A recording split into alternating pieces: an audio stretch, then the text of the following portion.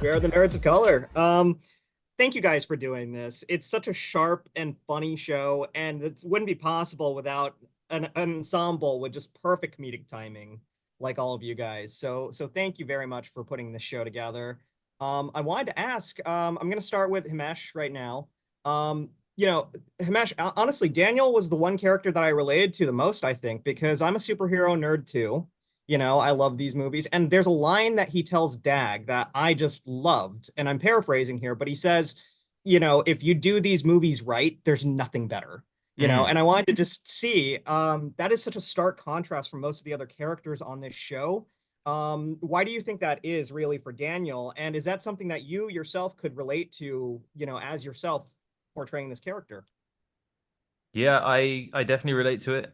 I agree with that sentiment because I think that in a way it's almost the essence of the show.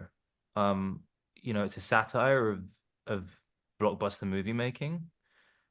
It's also a celebration of the people who make it, who we don't really get to see usually. And I believe that sentiment. I grew up a nerdy kid. I loved like superheroes and superhero movies at their best.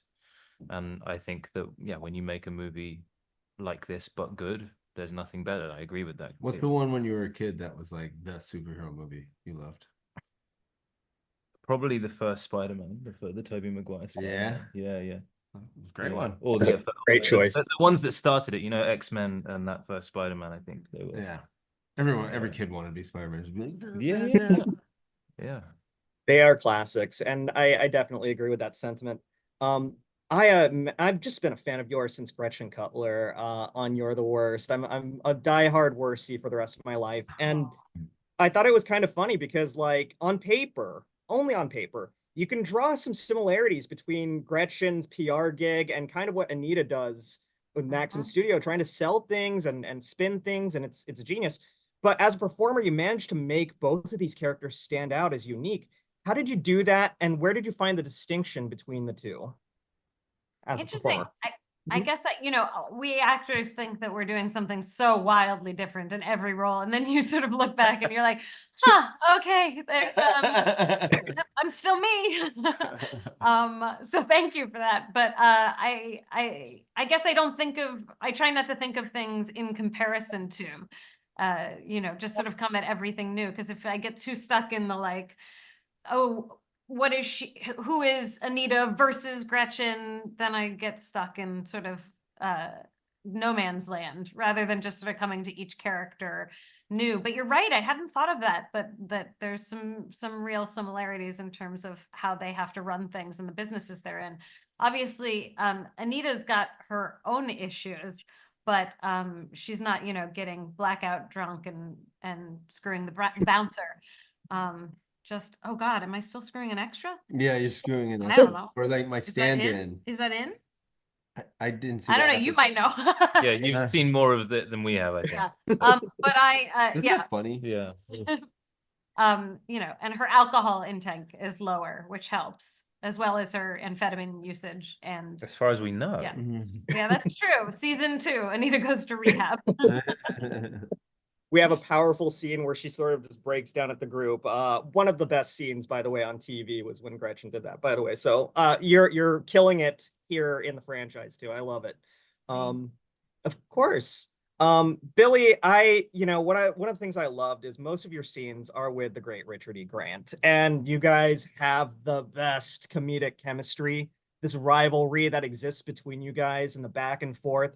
What was it like working with him? And did you guys kind of collaborate on that comedic approach to the rivalry? Did you improv riff lines before, filming or anything like that? How did that go? Again, I'm a fan of Richard E. Grant, like from Nail and I, with Nail and I, sorry. From Nail and I. From, Yeah.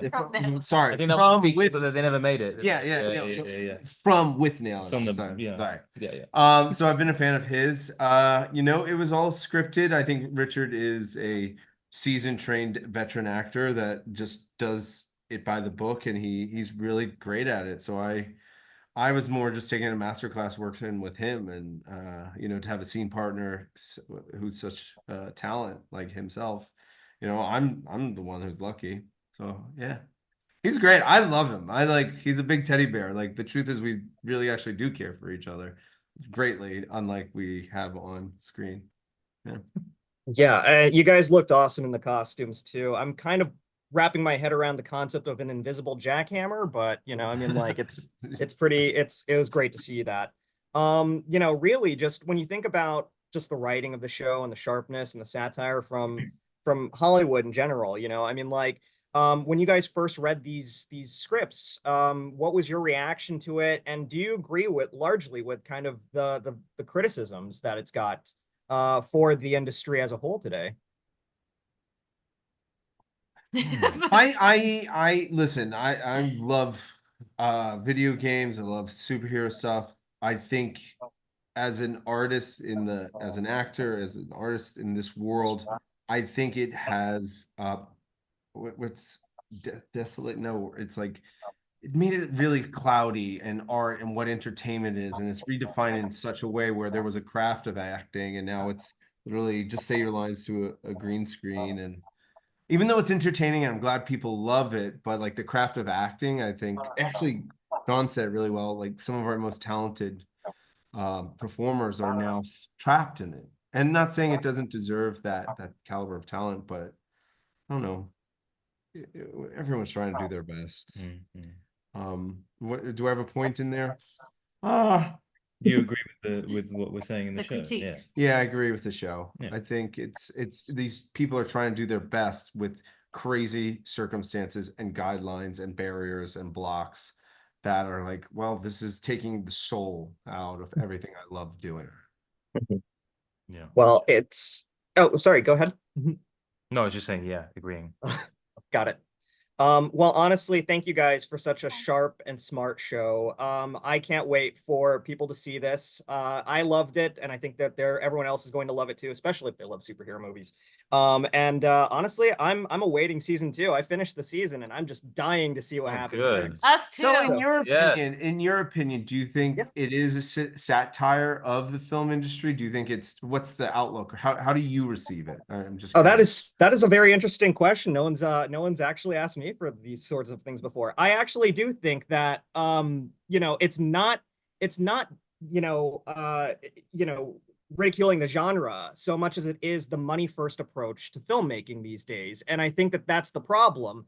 I think that these franchise movies could be made with creativity and love in mind, but when you just create an overabundance of them to print checks, then it takes the love that and the craft and the creativity and the passion for it just completely away. And I think that that's definitely what this show is skewing.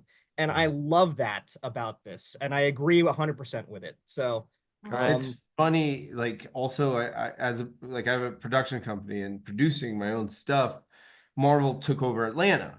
And so then all the studios are rented out, all the crews are rented out, and you don't see the trickle effect that now an independent film trying to get a crew in Atlanta can't afford them because Marvel jacked up the prices and they expect Marvel money. And you're like, oh, the entertainment industry is kind of faulting now because these smaller, beautiful little projects can't afford people in the area. So it's like, it's this weird trickle down effect that you don't see. Yeah, or don't hear about yeah. because you hear about the sort of issues. Yeah. Absolutely. Well, thank you guys so much for such an intelligent, wonderful conversation and show. Have a great one, and thank you so much. Thank you. Kisses. In the lectures, fanboys, professional artists, and professors. Maybe a nerd who's just like you, talking about the things that you like too. So I invite you to the NOC. In full color, you see me. The hard knock life, comics, movies, and TV. Yeah, pop culture with a different perspective. Watch it on your screen, hit play, so check this.